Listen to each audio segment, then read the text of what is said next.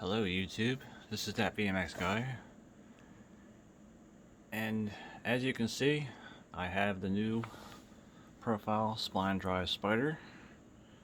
It is a 130 BSD, just like the Surly chainring. It is on there with a new chain. Right now it's going to have a 14. I'm not really a fan of the chain hop, but you know, there's not that much I can do about that. Like, the front looks okay. It doesn't look like it's out of whack or anything. If you look at it, it's not weaving or anything. It's just there's just never any precision to that kind of thing. I realigned the brakes. The wheel actually had to go back almost all the way. So what's good about this JW chain tensioner is that it will still work when the wheel's all the way back in the dropout. The black Sweet Wagon, it's like this too, with the 42 on the front and the 14. So the 48 kind of has it exactly the same place. The new chain is an X1, just like before.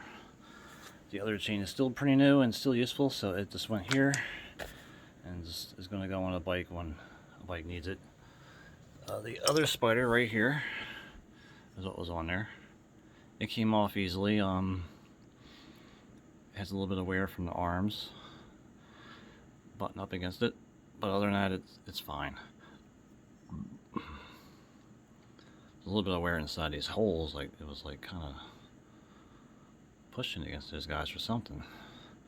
But other than that was fine. And if I don't like this for any reason, I can still go back to the other one. This is still brand new too. This only has about 1,500 miles on it, and it's still kind of brand new. I mean, there's just those wear line areas, but the inside doesn't really have much wear. What's interesting is, like,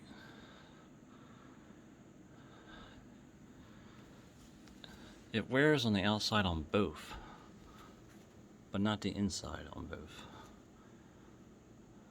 Meaning that one does the same thing, where it puts only wear on the outside. The inside doesn't have wear.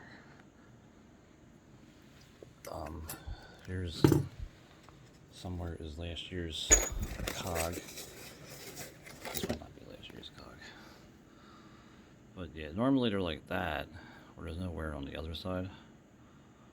But there's slight wear, not like this side's wear. So somehow it's all the way in the rear and it's just putting wear on the outside on the front, but it's somehow doing that in the rear too. So I never really understood what's going on there. It looks okay.